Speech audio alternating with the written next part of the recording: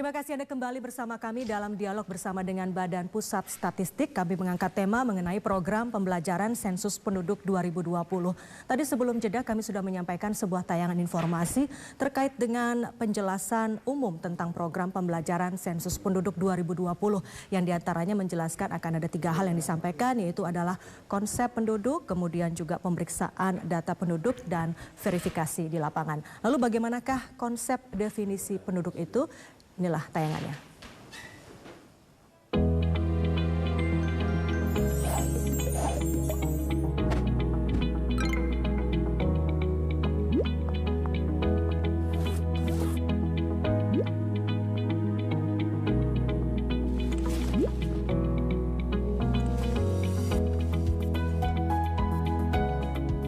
Siapa yang harus dicatat dalam sensus penduduk?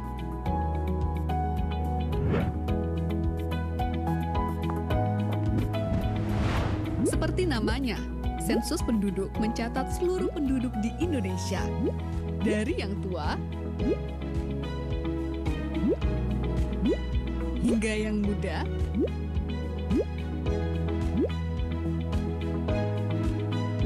tanpa terlewat.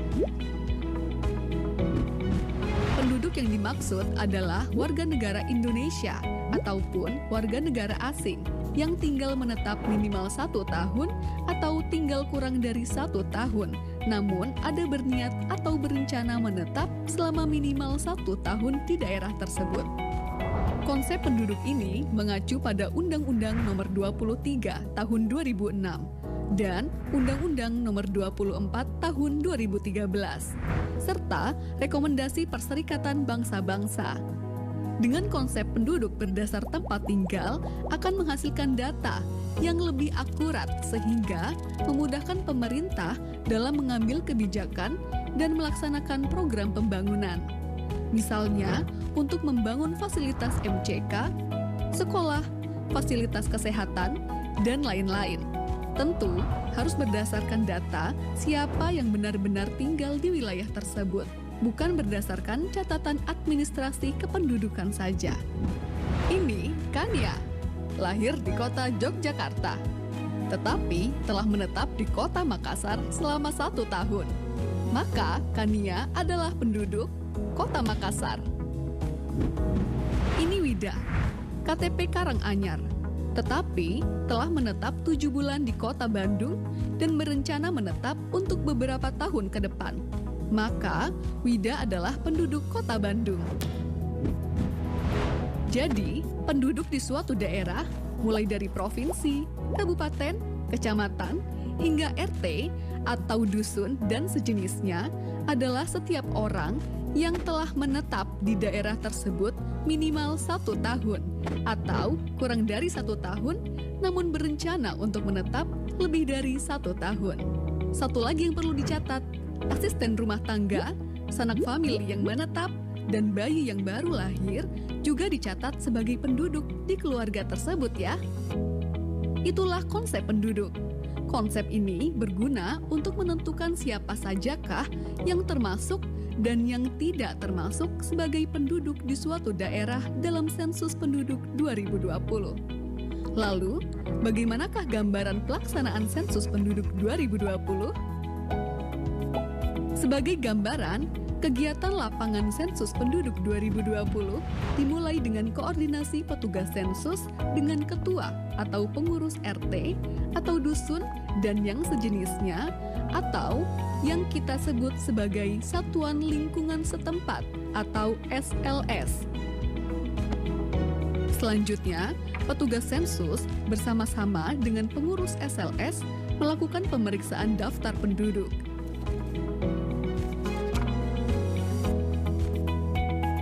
Setelah itu, dilakukan verifikasi lapangan dengan mengelilingi wilayah SLS.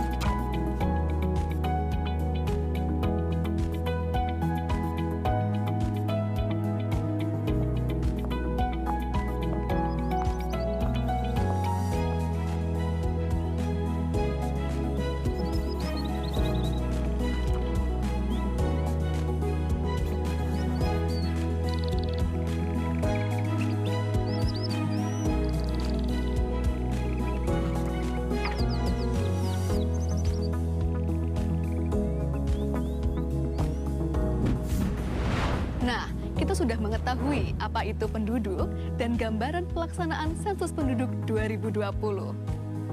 Di video berikutnya, kita akan mengupas tata cara pelaksanaan lapangan sensus penduduk 2020 yang terdiri dari pemeriksaan daftar penduduk dan verifikasi lapangan.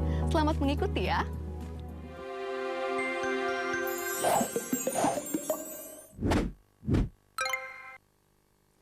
Ya, saudara, dalam tayangan tadi sudah kita saksikan bersama konsep definisi penduduk, siapa-siapa saja nantinya akan didata oleh BPS. Lalu kemudian juga tadi ada gambaran bagaimanakah tahapan-tahapan sensus penduduk itu nantinya.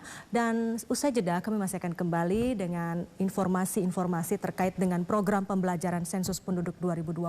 Tetaplah bersama kami dalam dialog bersama BPS.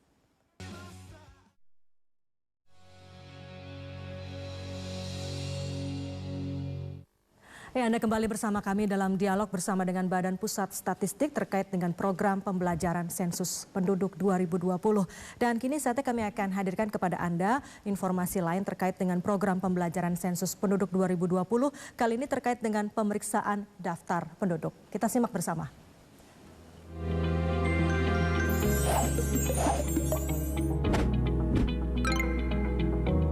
Tahapan kegiatan lapangan sensus penduduk 2020 dimulai dari pemeriksaan dokumen daftar penduduk SP 2020 DP oleh petugas sensus bersama ketua atau pengurus RT atau dusun dan yang sejenis atau disebut dengan SLS.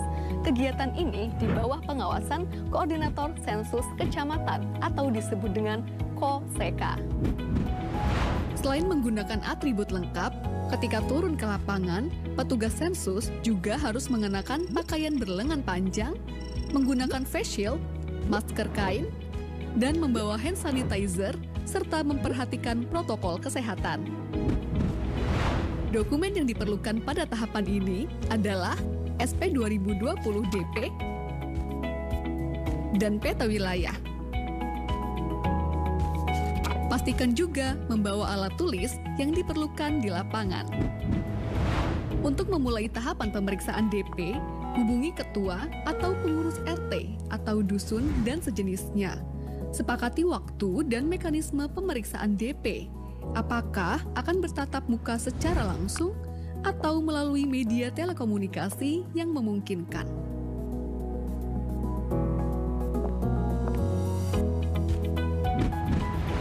Kemudian, pastikan kesesuaian identitas wilayah RT atau dusun dan sejenisnya berdasarkan dokumen SP 2020 DP yang menjadi wilayah tugasnya. Apabila terdapat perubahan, baik itu pemekaran ataupun penggabungan SLS, laporkan ke Koordinator Sensus Kecamatan atau KOSEKA untuk ditindaklanjuti kemudian. Sebelum memulai pemeriksaan, baca dan pahami petunjuk pengisian pada halaman kedua DP. Jika ada yang belum dipahami, dapat ditanyakan kepada Koordinator Sensus Kecamatan atau KOSEKA. Selanjutnya, mari mengenal dokumen daftar penduduk atau SP 2020 DP. SP 2020 DP adalah instrumen utama pada sensus penduduk 2020 yang berisikan nama-nama penduduk yang akan diperiksa keberadaannya oleh petugas sensus bersama dengan ketua SLS. Nama-nama penduduk yang ada di dokumen tersebut merupakan gabungan dari data administrasi kependudukan dan hasil kegiatan sensus penduduk online. Dokumen DP terdiri dari beberapa bagian sebagai berikut. Pertama, halaman depan yang terdiri dari blok 1, pengenalan tempat, blok 2, keterangan petugas, dan blok 3, catatan. Pada blok 1 terdapat kotak nama SLS atau non-SLS di lapangan yang berisi nama SLS sesuai dengan nama wilayah di lapangan. Rekap hasil pemeriksaan dan verifikasi lapangan diisi setelah blok 4A, 4B, dan 4C terisi semua. Kedua, petunjuk pengisian. Ketiga, blok 4A yang berisi daftar nama penduduk beserta keterangan individu lainnya pada suatu SLS yang akan dicek keberadaannya satu persatu oleh petugas sensus bersama ketua atau pengurus SLS. Di bagian bawah setiap halaman terdapat kolom rekap yang perlu diisikan untuk membantu pengisian total rekap yang terdapat pada halaman depan. Keempat, blok 4B yang berisikan nama-nama penduduk yang data individunya perlu dikonfirmasi. Data tersebut adalah jenis kelamin, tanggal lahir, atau NIK. Kelima, terdapat blok 4C yang berupa daftar kosong untuk mencatat nama-nama penduduk di SLS tersebut yang belum tercetak di blok 4A. Selanjutnya, blok 5 yang digunakan untuk mencatat penduduk pada DP yang dinyatakan meninggal. Terakhir, terdapat surat pernyataan yang diisi ketika ketua atau pengurus SLS tidak dapat mendampingi petugas sensus dan menugaskan orang lain dalam melaksanakan kegiatan lapangan sensus penduduk 2020. Untuk memperjelas pengisian, mari kita bicara tentang beberapa contoh kasus di lapangan terkait pemeriksaan DP. Pak Aji dan keluarga tercantum di dalam DP RT 1. Pada saat pemeriksaan DP, Ketua RT 1 mengkonfirmasi bahwa benar Pak Aji dan keluarga tinggal di RT 1 dan tercatat tinggal di alamat yang sama pada KTP atau KK mereka. Maka petugas memberi centang pada kolom 9 untuk setiap anggota keluarga. Sedangkan Pak Budi dan keluarga juga tercantum di dalam DP RT 1. Tetapi Ketua RT menyatakan bahwa Pak Budi dan keluarga memiliki KTP dan KK dengan alamat di wilayah lain. Maka petugas memberi centang pada kolom 10 untuk setiap anggota keluarga. Keluarga Pak Charlie sudah melakukan SP online. Namun, Ketua RT menyatakan bahwa bulan lalu telah pindah ke kota lain. Maka, untuk setiap anggota keluarga, beri tanda centang pada kolom 11. Jangan lupa, coret keterangan jenis kelamin Pak Charlie dan keluarga pada kolom 13 atau 14, sehingga tidak dihitung pada rekap jumlah penduduk berdasarkan jenis kelamin. Contoh selanjutnya, keluarga Pak Rudi terdiri dari Pak Rudi, istri, 4 orang anak, ibu, dan seorang asisten rumah tangga yang tinggal di kota Semarang. Pak Rudi beserta istri dan anak pertama, kedua, dan ketiga, serta ibunya sudah melakukan pengisian sensus penduduk online. Alamat KK atau KTP keluarga Pak Rudi di kota Jogja. Namun, sudah tinggal di kota Semarang sejak tahun 2017. Maka, pada pemeriksaan DP oleh petugas pada RT tempat tinggal Pak Rudi saat ini di kota Semarang dilakukan dengan cara berikut. Pak Rudi bekerja di kota Jogja dan selalu pulang seminggu sekali. Maka, beri tanda centang pada kolom 10. Istri adalah ibu rumah tangga. Maka, beri tanda centang pada kolom 10. Anak pertama bekerja di kota Jakarta dan pulang 1 bulan sekali. Maka, beri tanda centang pada kolom 11. Dan jangan lupa untuk mencoret isian jenis kelamin pada kolom 13 atau 14. Anak kedua, Ketua RT tidak terlalu mengenalnya. Maka, beri tanda bintang pada kolom nama. Anak ketiga bersekolah di SMP Kota Salatiga dan tinggal di asrama sekolah, maka beri tanda centang pada kolom 10. Setelah pemeriksaan anak ketiga, Ketua RT memberi informasi bahwa istri Pak Rudi baru melahirkan anak keempat. Namun, Ketua RT hanya mengetahui nama bayi tersebut. Maka, isikan nama bayi pada blok 4C, lalu lengkapi keterangan lainnya pada tahapan verifikasi lapangan. Orang tua Pak Rudi meninggal sebulan yang lalu, maka beri tanda centang pada kolom 12 dan coret isian jenis kelamin pada kolom 13 atau 14. Lalu, lengkapi isian pada blok 5 SP 2020 DP. Ketua RT memberi informasi bahwa Pak Rudi memiliki seorang asisten rumah tangga yang belum tercantum namanya pada SP 2020 DP. Maka, catat pada blok 4C dan lengkapi isian. Apabila selama pengisian terdapat kesalahan, coret 2 kali isian yang salah. Lalu, isikan isian yang benar. Pada saat kegiatan pemeriksaan DP, sebagian petugas dilengkapi dokumen SP 2020 DPD yang memuat nama penduduk yang tidak diketahui alamat tempat tinggalnya di SLS manapun di suatu desa. SP 2020 DPD juga harus diperiksa oleh petugas sensus bersama ketua atau pengurus SLS. Setelah pemeriksaan daftar penduduk selesai, kegiatan lapangan dilanjutkan pada tahapan verifikasi lapangan yang akan dijelaskan pada video selanjutnya. Sensus Penduduk 2020 mencatat Indonesia.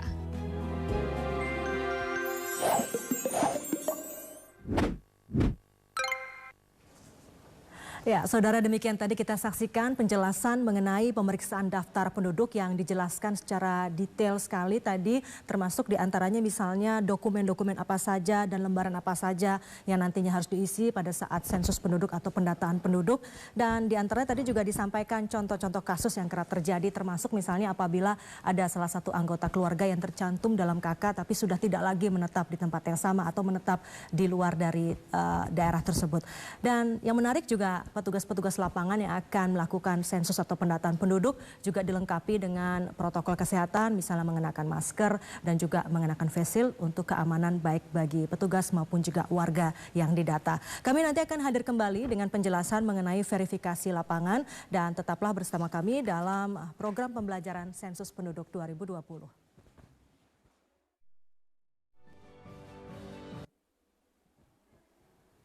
Terima kasih Anda masih bersama kami dalam dialog bersama Badan Pusat Statistik terkait dengan program pembelajaran Sensus Penduduk 2020. Tadi dalam tayangan sebelum ini kami sudah menayangkan mengenai apa itu konsep definisi penduduk, kemudian juga pemeriksaan daftar penduduk dan tahapan-tahapan yang dilakukannya, termasuk juga nantinya petugas lapangan akan melakukan verifikasi lapangan. Lalu bagaimanakah mekanisme dan proses saat petugas nantinya melakukan verifikasi lapangan? Kita simak bersama tayangan berikut ini.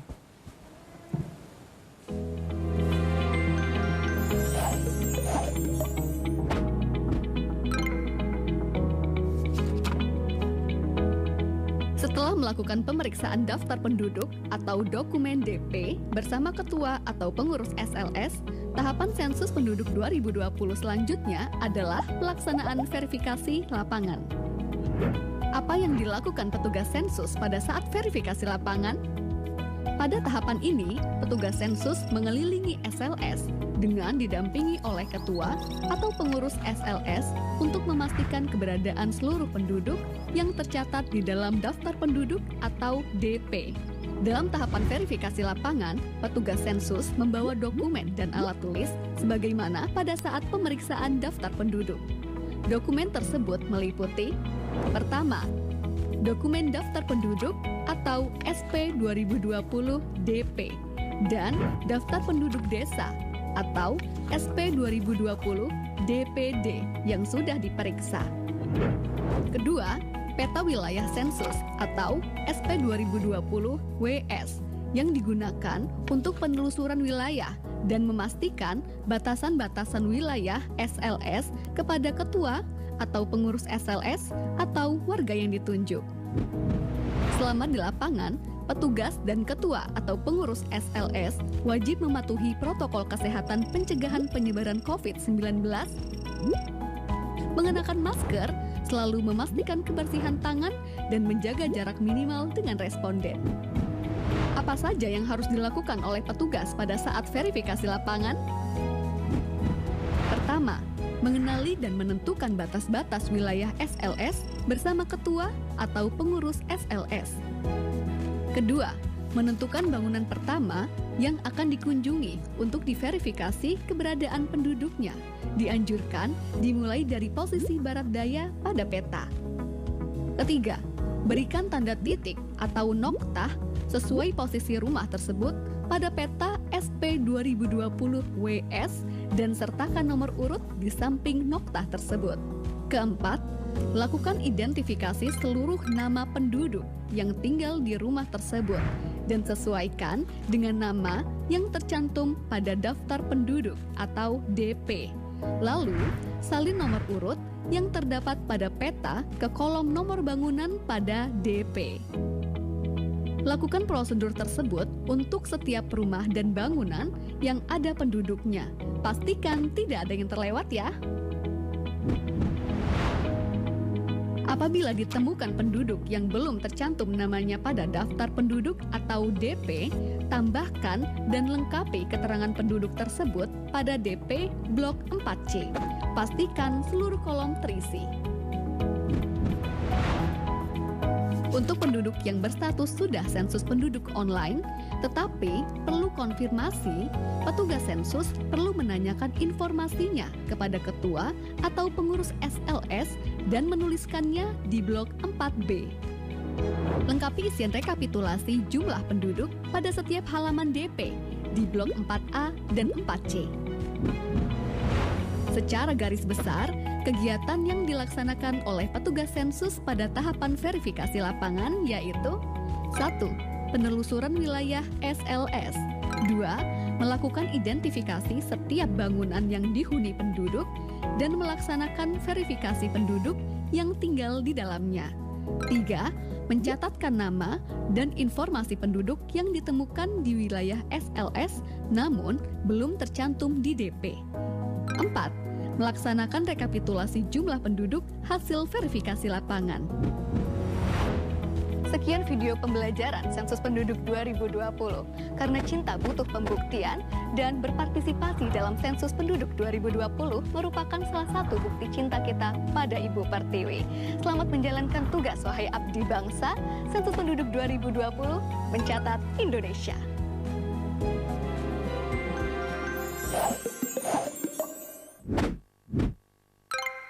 Ya, saudara, demikian tadi tayangan mengenai verifikasi lapangan dalam Sensus Penduduk 2020.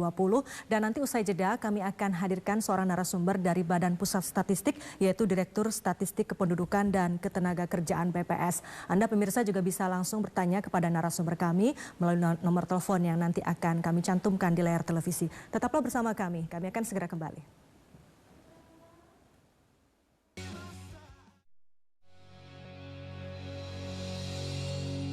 Terima kasih Anda kembali bersama kami dalam dialog bersama Badan Pusat Statistik terkait dengan program pembelajaran Sensus Penduduk 2020. Dan kini saya sudah bersama dengan narasumber dari BPS, yaitu Direktur Statistik Kependudukan dan Ketenagakerjaan Badan Pusat Statistik, Ibu Nurma Midayanti. Selamat sore Bu Nurma. Sore. Terima kasih Bu sudah hadir. Dan nanti Anda juga pemirsa bisa bertanya langsung kepada narasumber kami bersama Bu Nurma di nomor telepon 021 573 2269 atau bisa juga di 021 574 3812. Nah, sebelum itu saya bertanya terlebih dahulu ke Bu Nurma. Bu Nurma, ini pandemi COVID-19 seperti tadi disampaikan oleh Kepala BPS tentu tidak boleh menghambat proses sensus penduduk ini.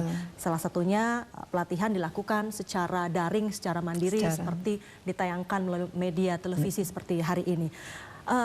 Bagaimana Bu proses pembelajaran itu nantinya berlangsung dan kemudian apa yang membedakan tahun ini dengan proses pelatihan di periode-periode sebelumnya? Ya, terima kasih Mbak.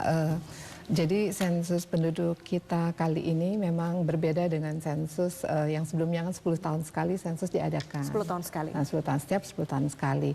Nah, kita di 2020 perencanaan kita memang sudah berbeda dengan yang lalu, yaitu pertama kita menggunakan data Dukcapil sebagai dasar. Kemudian moda pengumpulan datanya juga lebih dari satu macam gitu ya. Nah, terkait dengan kondisi COVID ini memang kita harus melakukan adaptasi ya, adaptasi terhadap kondisi yang ada. Salah satunya ini tentu adaptasi cepat ya Bu ya. Iya, awalnya benar-benar pasti rencananya nggak seperti ini. Tidak, kita bekerja keras untuk menyiapkan akhirnya pelaksanaan menjadi seperti ini. Jadi ketika COVID kita kan harus jaga jarak, ya nggak boleh berkerumun. Oleh karena itu tatap muka kan menjadi dibatasi, menjadi sumber penularan, sehingga kita melakukan cara jarak jauh. Nah, kita berjenjang, terakhir ini petugas sensus secara mandiri kita latih. Pertama kami berikan berbagai macam materi, ya, kemudian dipelajari, dan hari ini sore ini ada tayangan yang untuk memperjelas dari pembelajaran mereka secara mandiri. Betul. Nah, kemudian ini tayang di TVRI kan selama sampai tanggal 30 ya. Setiap hari mulai setiap hari ini ya. sampai tanggal 30. 30 setiap jam 16 seperti ini. Kemudian kita melakukan nanti ada semacam tes ya untuk mengetes pemahaman. Sampai sejauh mana petugas ini memahami, nanti kita lihat evaluasi yang nilainya mungkin tidak baik, itu nanti ada pendampingan yang lebih banyak dari di atasnya petugas sensus kan ada KOSEKA, Koordinator Sensus Kecamatan. Ada berapa petugas Bu yang akan terlibat dalam proses pendataan penduduk ini? Sekitar petugas sensusnya itu sendiri ada lebih dari 190.000 orang. Untuk seluruh Indonesia? Untuk seluruh Indonesia, KOSEKA itu ada 16 ribuan. 16 ribuan. Petugas, di mana satu orang KOSEKA itu membawahi 15 orang petugas. Baik, baik Bu. Sebelum kita bahas lebih jauh, sudah ada penelpon yang masuk. Kita akan sapa terlebih dahulu. Selamat sore. Ya, halo, selamat sore Bu. Iya, dengan Ibu siapa? Ibu siapa dan di mana Ibu? Saya dari Kota Sukabumi. Ya, iya Ibu. Ya. Dengan Bu siapa Bu? Maaf. Darliawati. Darliawati, silakan Ibu pertanyaannya. Iya, silakan Bu. Saya mau bertanya ya Bu ya. Ya, silakan. Ini ada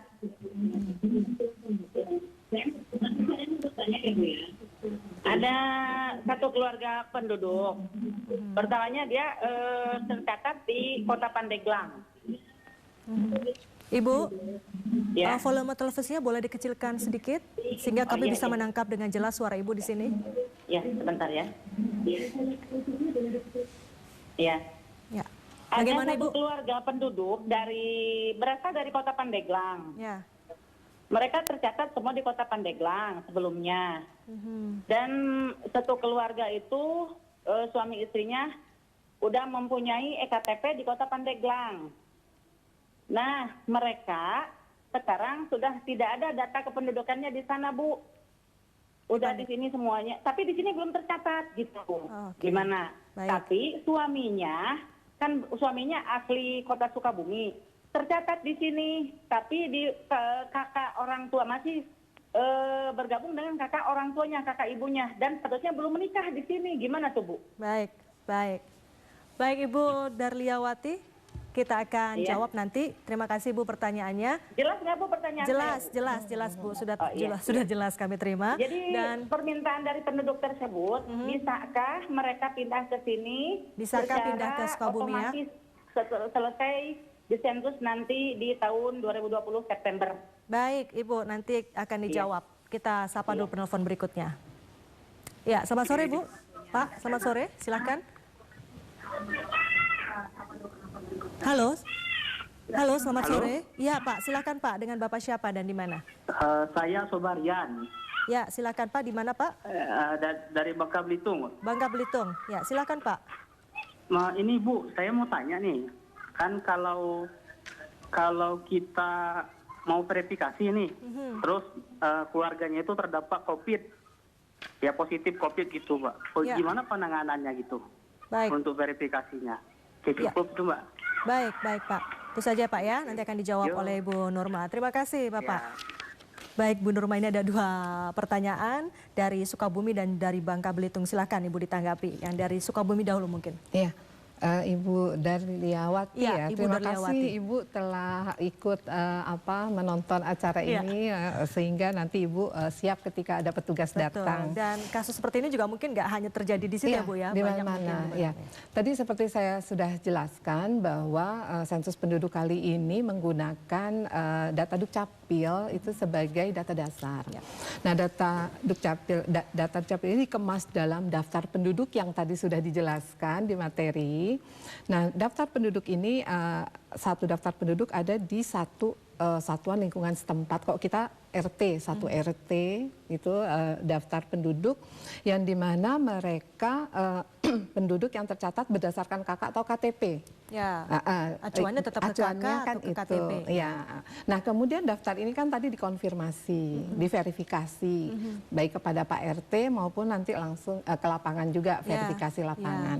Nah, kasus seperti yang tadi Bu Darliati sampaikan bahwa tadi suami istri sudah IKTP Pandeglang, tapi kakaknya suaminya masih terdaftar di kartu keluarga orang tuanya di Sukabumi. Nah, dalam kondisi seperti ini si suami itu kan masih kakak di Sukabumi. Dia akan berada di daftar DP yang di Sukabumi.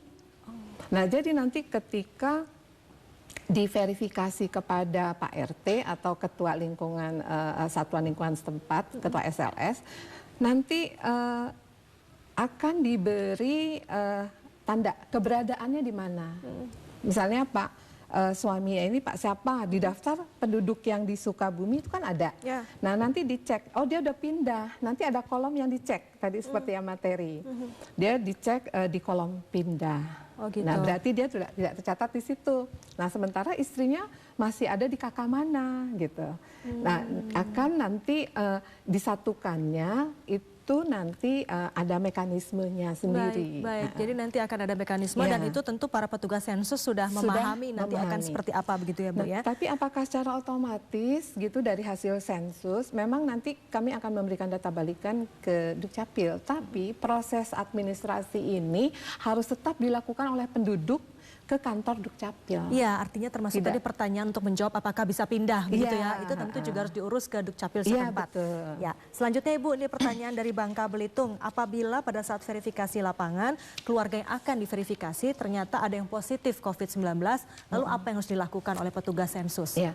Jadi tadi seperti dijelaskan petugas kami dibekali dengan protokol kesehatan dengan masker, sarung tangan, face shield dan sebagainya. Itu sebenarnya untuk menjamin bahwa petugas kami tidak menulari penduduk, penduduk pun tidak menulari petugas kami dengan juga menjaga jarak. Nah, jadi ketika satu keluarga itu terkena COVID, mungkin kita bisa memverifikasinya kepada ketua SLS, ya, atau misalnya melalui telepon, ya bisa juga. Yang jelas ini harus tidak ada bertemu langsung kalau memang itu sudah diketahui terkena COVID. Iya, baik. Terakhir Bu Nurma, apa yang bisa disampaikan kepada pemirsa TVRI terkait dengan sensus penduduk 2020 ini? Ya, jadi Bapak dan Ibu di seluruh Indonesia, penduduk Indonesia, bahwa sensus penduduk itu merupakan pencatatan penduduk. Jadi tujuannya untuk penyediaan jumlah penduduk, komposisi, distribusi, dan karakteristik penduduk menuju satu data kependudukan. Nah, penduduk akan dicatat di mana biasa mereka tinggal. Nah, kemudian karena seluruh penduduk mulai dari 0 tahun ya, anak-anak, balita, anak-anak, remaja, dewasa sampai lansia, tentunya kebutuhan mereka kan berbeda-beda. Kalau kita sudah bisa mengidentifikasi di wilayah ini ada berapa bayi, ada berapa balita, ada berapa lansia, nah perencanaan ke depan menjadi lebih mudah supaya tepat sasaran. Betul.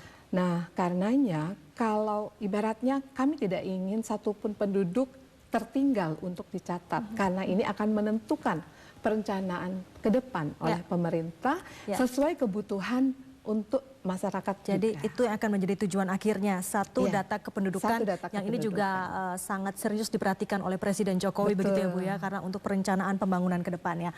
Saudara, demikian perbincangan kami dan tentu saja terima kasih Ibu Nurma Midayanti sudah berbincang bersama kami sore hari ini. Dan saudara, demikian perbincangan dan juga dialog bersama dengan Badan Pusat Statistik. Saya Herdina Suherdi, pamit undur diri. Terima kasih, selamat sore dan sampai jumpa.